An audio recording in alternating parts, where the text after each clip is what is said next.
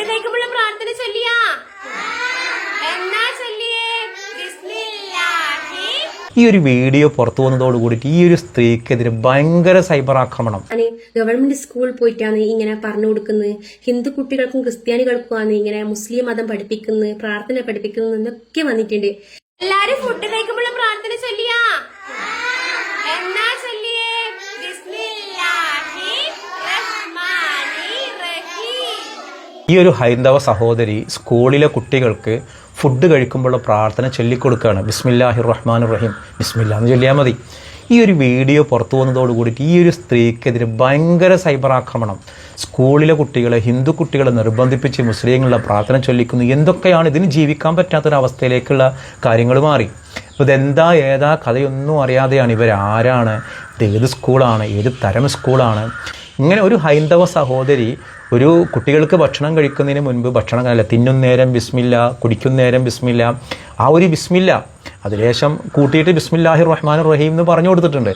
ഇതിനെതിരെ ഗംഭീരമായ സൈബറാക്രമണം. എന്തിനാണ് ഇങ്ങനെ ഒരു ഇത്രയും അസഹിഷ്ണുത എന്തിനാണ്? ഇപ്പം സത്യത്തിൽ ഇതൊരു ഈ ഹിന്ദു കുട്ടികളെ നിർബന്ധിപ്പിച്ച ഒരു സർക്കാർ സ്കൂളിലെ ഒരു ടീച്ചറാണ് ഇങ്ങനെ ചെയ്തത് എന്നൊക്കെ രീതിയിലുള്ള വ്യാഖ്യാനങ്ങൾ. സത്യത്തിൽ ഇതൊരു മുസ്ലിം പ്രീ സ്കൂളിലെ അവിടുത്തെ ഒരു ടീച്ചറാണ്. സ്വാഭാവികമായിട്ടും ആ സ്കൂളിലെ മുസ്ലിം വിദ്യാർത്ഥികൾ മാത്രമേ ഉള്ളൂ. അപ്പോൾ അവർ ഭക്ഷണം കഴിച്ചതിന് മുൻപ് ഇത് ചൊല്ലിയോ എന്ന് അവർ ചോദിക്കുന്നുണ്ട്. അത് വീഡിയോ എടുത്തു. ഇതിനെന്താ പ്രശ്നമുള്ളത്? എന്താണ്? ഒടുവിൽ ആ ജീവനക്കാരിക്ക് തന്നെ വന്ന് പറയേണ്ടി വന്ന സംഭവം എന്താണെന്നുള്ളത്. എല്ലാരും ഫുഡ് കഴിക്കുമ്പോൾ പ്രാർത്ഥന ചൊല്ലിയാ എന്നാ ചൊല്ലിയേ? ബിസ്മില്ലാഹി റഹ്മാനി റഹീം. ഞാൻ കഴിഞ്ഞ ദിവസം സ്കൂളിലെ മക്കള് ഭക്ഷണം കഴിക്കുന്ന ഒരു വീഡിയോ ഇട്ടിട്ടുണ്ടായിരുന്നു. ശരിക്കും പറഞ്ഞിട്ടല്ല, എനിക്കിപ്പോൾ അത് ഇങ്ങനെ എന്താ പറയണ്ടേ, ഇൻസ്റ്റാഗ്രാമിൽ ഇതിങ്ങനെ വൈറലായിക്കൊണ്ടിരിക്കലാണ്. അപ്പൊ എനിക്ക് അതിനൊരു മറുപടി പറയാൻ തോന്നിയിട്ട് ഞാൻ വന്നതാണ് കേട്ടാ.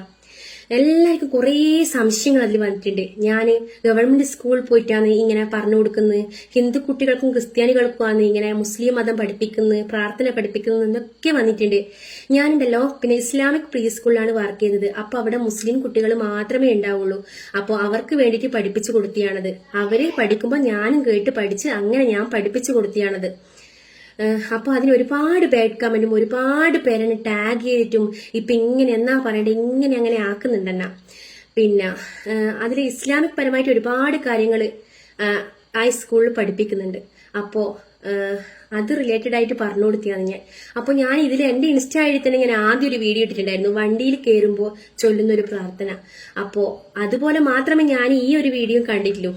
ഇങ്ങനെ ഇത് എന്നാ പറയണ്ടേ, മനുഷ്യനെ അത്രമാത്രം തളർത്തുകയും പിന്നെ എന്നാ പറയുക മാനസികമായി തളർത്തുകയും എന്നെല്ലാം പറയുന്ന പോലത്തെ ഒരു അവസ്ഥയില്ലേ, അതാണത്. ഞാൻ വിചാരിച്ചു ഞാൻ ഇങ്ങനെ വീഡിയോ ഇട്ടാല് എന്നാ പറയണ്ടേ, മുസ്ലിമായ കുട്ടികൾക്ക് ഹിന്ദുവായി ഞാനിങ്ങനെ പറഞ്ഞു കൊടുക്കുമ്പോൾ എല്ലാവരും എന്നെ എന്നാ പറയണ്ടേ അപ്രിഷ്യേറ്റ് ചെയ്യുന്ന ഞാൻ വിചാരിച്ചു. ഇത് ഒരുമാതിരി അപ്രിഷ്യേറ്റ് ആയിപ്പോയി കേട്ടാ.